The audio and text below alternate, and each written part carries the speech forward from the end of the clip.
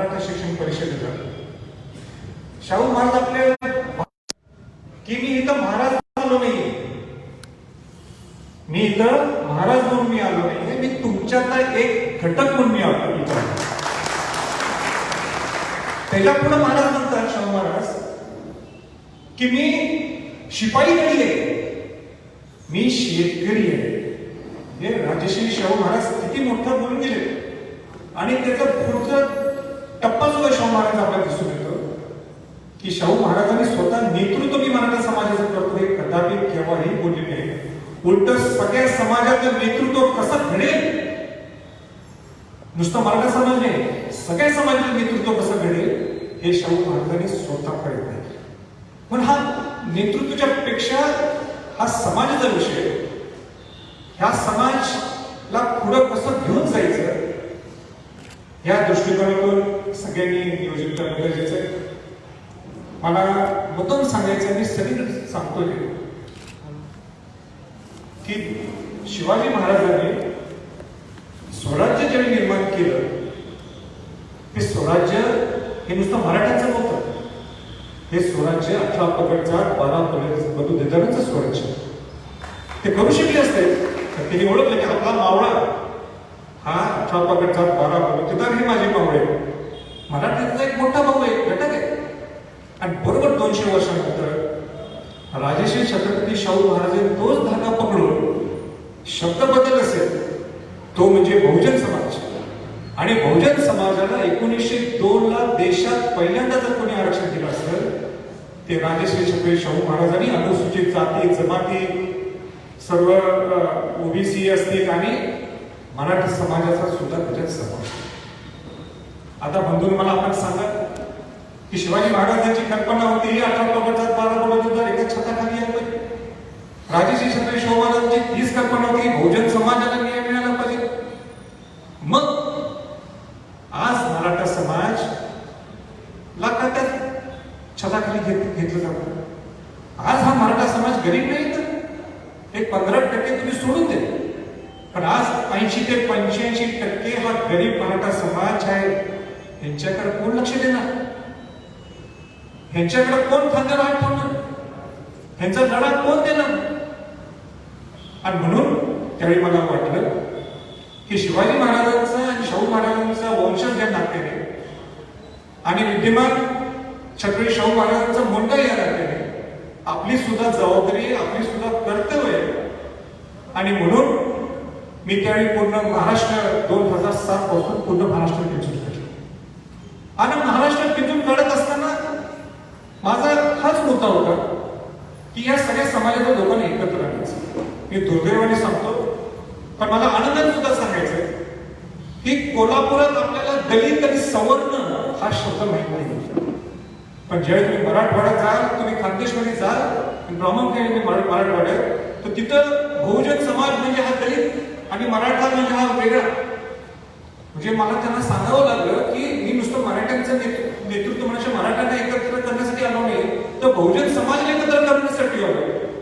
ही कल्पना मला त्यांना समजवण्यासाठीच मला 3-4 वर्ष गेली. पण आज मला आनंदाने सांगायचं की शाहूंचा वंशज म्हणून की मला मनापासून इतका आनंद वाटतो की लोकांना हा बहुजन समाजाची व्याख्या आता समजायला.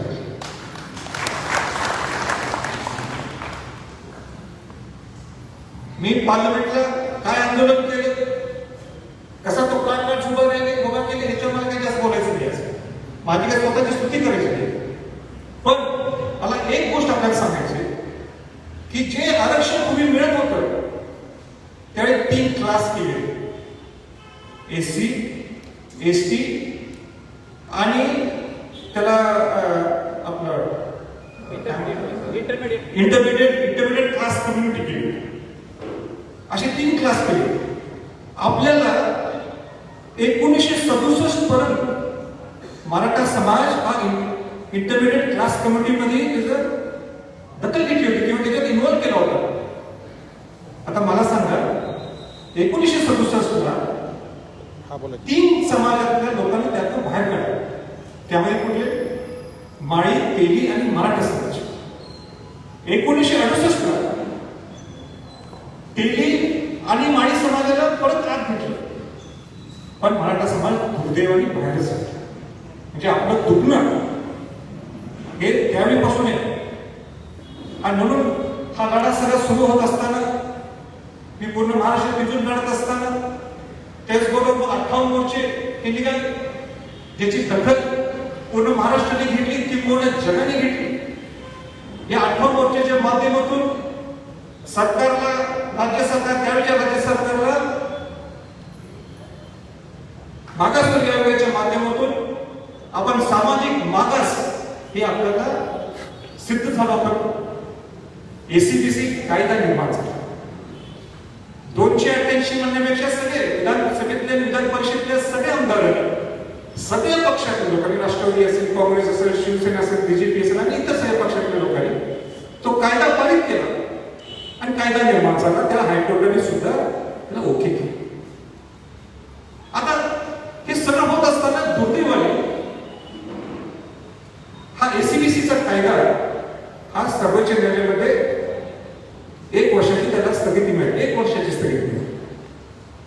आता एसीबीसीचा कायदा 1 वर्षाची स्थगिती मिळाल्यामुळं अनेक लोकांच्या अशा वाक्यात आलं की मग 2 प्रवाह निर्माण झाले की एक जर म्हणतो मग ईडब्ल्यूएस का घेऊन नये, आर्थिक दुर्बल घटक ईडब्ल्यूएस. आता ईडब्ल्यूएस घ्यायचं तर काही अडचण नाही. समजा आपण घेऊया, जो दुसरा गट जो आहे, दुसरी जी संघटना आहे, त्यांची माझं बोलणं झालं, मी त्याच्यानंतर येईल बोलवलं, त्यांचं म्हणणं आहे की आपण ईडब्ल्यूएस घेऊ. मग मला एक सांगा की जो 40 वर्ष लढाचा वेळ अण्णासाहेब पाटलांनी पहिलं बलिदान दिलं 40 वर्षाच्या अगोदर, या 58 वर्षाच्या चालू असताना आपले 42 मुलांनी बलिदान दिलं. हे सगळं व्यर्थ टाकून द्यायचं का? हे 1 वर्षाचा लढा संपलाय का? आपल्या मना इंग्रज त्यांच्या म्हणण्याप्रमाणे हा हे सुप्रीम कोर्टात टिकू शकणार, मान्य करू आपण, नाही टिकू शकत. पण आपण लढा द्यायचा नाही. कसा? आपल्याला सामाजिक मागास आपण सिद्ध झालेलं, आपण हायकोर्टाने आपल्याला ओके केले, सर्वोच्च न्यायालयात आपण गेले, सर्वोच्च न्यायालय उडवले, आपल्याला उडवलं नाही, तिने 1 वर्षाची स्थगिती दिली. आता ईडब्ल्यूएस घ्यायचं म्हटलं तर ईडब्ल्यूएस कोणाला मिळते? ज्यांना आरक्षण घेतले, एससी, एसटी, ओबीसी आणि मराठा समाज जे एसीबीसी मधून आपल्याला राज्यासाठी मिळते, हे ना ते 10% लागू होते. आता 10% लागू होते. आणि तुम्हाला एक मुद्दा सांगायचंय की अजय कोराला सांगायचं की 10% हे जे आरक्षण आहे हे आपल्या राज्याला लागू होतं. आपल्याला राज्याला लागू होते कारण आपण एसीबीसीचा आपल्याला सामाजिक मागास स्टॅम्प पडलेला. पण तुम्ही सेंट्रलचं जे काही तुमचे नोकरी असतील आणि पदोन्नती असते, तिथे जे काय पद भरून घ्यायचे असतील तर तुम्हाला 10% सेंट्रलचं मिळू शकते. पण राज्याचं जे एसीबीसी मध्ये जे अडकलेलं आहे, माझं आणि ज्या संघटनेचं म्हणण्याचा अर्थ की आपण घेऊन टाकू, जोपर्यंत निकाल लागला ते बघू. एकदा निकाल तिथं लागला एसीबीसीचा आपल्या बाजूला त्यावेळी सोडून टाकू. पण आपण जर असं केलं तर आपल्या एसीबीसीला धोका होऊ शकतो. हे माझं मत नाही, हे सगळ्या वकिलांचं आणि सगळ्या मराठा समाजाचं मत. मग मी या लोकांना काय म्हणतो सगळ्यांना, ठीक आहे, तुमची सुद्धा बाजू आपण समजून घेऊ, तुमची बाजू आपण ऐकून घेऊ. आपण गृहीत धरून की आपल्याला 10% आरक्षण भेटली राज्याचं, आपल्याला धोका होणार नाही. तुम्ही लिहून द्या मराठा समाजाला लिहून द्या की आम्हाला हे आरक्षण भेटलं तर धोका नाही. त्याच्या पलीकडे मी मला सांगायचं आपल्याला, मी अटॉर्नी जनरल जे सगळे प्रमुख असतात कायद्यातले, त्यांच्याबरोबर जे थोरात आहेत, जे मराठा समाजाच्या वतीने ज्यांना अपॉइंट केले, त्यांच्याशी मी परवाच एक आठवड्याच्या अगोदर 1 to 1 मुख्यमंत्र्यांच्या समोर, अजित पवारांच्या समोर, अशोकरावच्या समोर त्यांना मी विचारलं, तुम्ही जर 10% ईडब्ल्यूएस घेत असाल आमची काही अडचण नाही, पण तुम्ही जबाबदारी घेणार का? महाराष्ट्र सरकार जबाबदारी घेणार का? तर हे आपण जर 10% ईडब्ल्यूएस घेतलं तर एसीबीसीला आपल्याला धोका नाही. त्याला त्यांचे शब्द आहेत, नाही आम्ही काही जबाबदारी घेऊ शकत नाही. मग ही धोकाची घटना नाही का? म्हणून परवाच 2 दिवसाच्या अगोदर मला संघटनेतल्या लोकांचा फोन आला, जे ईडब्ल्यूएस घ्यावं म्हणून. त्यांचं नाव तुम्हाला माहिती आहे, सांगितलं. त्यांनी मला फोन केला की असं सर राजा आपण बसायचं, मी निश्चित बसायचं लवकरच्या लवकर. सगळ्या संघटनेतल्या लोक हे दोन्ही बाजूचे जे लोक असतात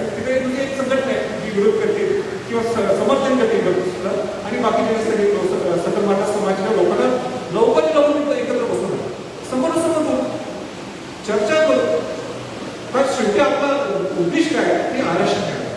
एसीबीसी घ्यायचंच नसेल तर आपल्याला सरकारने सुद्धा याची गरज नाही.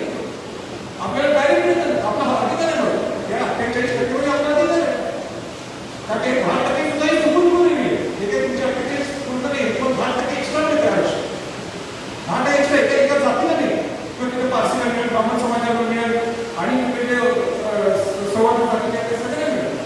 म्हणून निर्णय घ्यायला आपल्या सामाजिक मागास हे सिद्ध केलं. मग सामाजिक मागास का व्हायचं? कशाला 20-25 वर्ष आपण लढा दिला? या सगळ्या गोष्टी केल्या. त्यात आपण बसून निश्चित मार्ग काढू.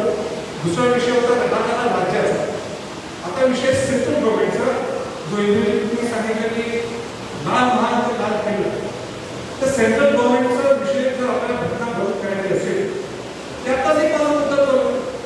मला एक म्हणून आवडते बोलले की का सगळ्या खासदारांनी एकत्र केलं, का सगळ्या पक्षाच्या लोकांना आव्हान केलं, का बहुतांश शिवसेनेची पद्धत असते. राष्ट्रवादी स्वतः पवार साहेबांना असते, आमची सगळी राष्ट्रवादीची खासदार आहे. भाजपने खासदार आम्हाला निवडून केले. सगळे काँग्रेसचे तर आपले राजीव सातव कौतुक करत माळी समाजात असं सुद्धा त्यांनी राज्य सगळे आपल्या बाजूने भाषण केले. इतर माझं भाषण झाल्यानंतर माझ्या सगळ्या गोष्टी मांडल्यानंतर इतर सगळ्या खासदारांनी सुद्धा आपली भूमिका तिथं मांडल्या गेली. मांडले लोकसभेत राज्यसभेत कौतुक केले. सांगायचं एवढंच आहे की ती मुवमेंट ऑलरेडी चालू केलेली आहे. तुमच्या शब्दात ते लाल किल्ला ते लाल महाल ते लाल किल्ला असेल, पण इंग्रजीत मी सांगू इच्छितो दिल्ली आणि संसद हा करोनाचा संसद मी शिवदिल्ली करते. मला माहिती आहे दिल्लीतली शिवदिल्ली पहिल्यांदा जर मोठ्या प्रमाणात सुरू केली असते आम्ही सर्व केली. 25,000 लोक 3 वर्ष पहिल्या वर्षी राष्ट्रपती आलेले कार्यक्रमाला अभिवादन करायला, लष्कर प्रमुख होते, नौदल प्रमुख होते, छत्रपती शाहू महाराज होते, त्यानंतर सभापती आले आणि मागच्या वर्षी 12 देशाचे राजदूत आलेले शिवाजी महाराजांना नतमस्तक करावे. आणि म्हणून दिल्लीतली जो पकड लागतीये, दिल्लीतली जी ताकद लागतीये, या सगळ्या गोष्टी हँडलिंग बेसिक गाडीला कसं ऑइलिंग करायला लागतं, गाडीचं नाव झालं असेल ते सगळं करून ठेवलेलं. बेस सगळ्यात तयार आहे, पण केव्हा जायचं याचं नियोजन होणं गरजेचं आहे. काही गडबड करून चालणार नाही. कारण पूर्वी मराठा समाजाने सुद्धा निघत ते पुढं आणि प्लॅनिंग न केल्यामुळं तो धोका पकडला. शिवाजी महाराजांची भूमिका जर डोक्यात ठेवून दिली असते दिल्लीला तर ते निश्चित दिल्लीत आपला विजय झाला असता. पण ते केलं नाही, आपण त्या लोकांनी केलं नाही. पण ती चूक परत होऊ नये म्हणून शिस्तबद्ध पद्धतीने, नियोजनबद्ध पद्धतीने आणि काही बघू हे सगळ्यांनी आपण ठरवत आले. या गोष्टीसाठी तुम्ही काही तुम्ही प्लॅनिंग करा, सगळी प्लॅनिंग करा. ही जबाबदारी अशी पाहिजे नुसतं कोल्हापूर नाही तर जायचं असेल तर महाराष्ट्रातल्या सगळ्या खासदारांच्या पासून कानाकोपऱ्याला माणूस तिथे सगळ्या गोष्टी प्लॅनिंग करू. गडबड करायला गरज लागणार नाही. इथं महत्वाचे 2-3 विषय बोलले की माझ्या डोक्यात जायला नको. एक ऍडमिशनचा विषय जो 11वीच्या मुलांचा आहे तो सुद्धा मी सरकारला विनंती करू इच्छितो की तुम्ही पहिल्यांदा सगळ्यांना मुलांना परीक्षेला बसू देत. ऑनलाईन मुलांना परीक्षेला ऑनलाईन बसू देत. मग एसीबीसी आहे काय त्याच्या मागे ते पर्याय काय ते आपण हे करू म्हणून ते करावं. सगळ्यात महत्वाचं की आरक्षणाच्या बरोबर आरक्षण हे संख्येचं बरं आहे की आपल्याला ते मिळवायलाच पाहिजे, आपला अधिकार. पण अधिकार हे मिळत असताना सुद्धा ज्या गोष्टी आपल्या सरकारच्या हातात आहेत आणि ते म्हणजे सारथी राजेश्री शाहू महाराजांच्या नावाने उभा केलेली संस्था, त्याच्यातनं तुम्ही मराठा समाज घडवणार आहे. म्हणजे UPSC असेल, MPSC असेल, अनेक गोष्टी त्या सारथीच्या माध्यमातून सगळ्या गोष्टी. ती योजना ताराभूत सारखी योजना एवढी महत्वाची आहे की ते नुसतं मराठ्यांच्यासाठी नाही. त्या ताराभूतच्या माध्यमातून ते मुलं आपल्या ग्रामीण भागात घरोघरी जाऊन हा पूर्ण बाबासाहेब आंबेडकर असतील, महात्मा फुले असतील, शाहू महाराज असतील, तिथले संत तुकडोजी महाराज असतील, संत तुकाराम महाराज असतील, संत ज्ञानेश्वर महाराज असतील, किंवा सगळे महापुरुषांचं जे काही त्यांचं आपल्या सामाजिक जे प्रावीण्य मिळवलं, ज्या समाज ज्यांनी घडवलं त्यांच्याबरोबर समजा ती योजना बनवून टाकली.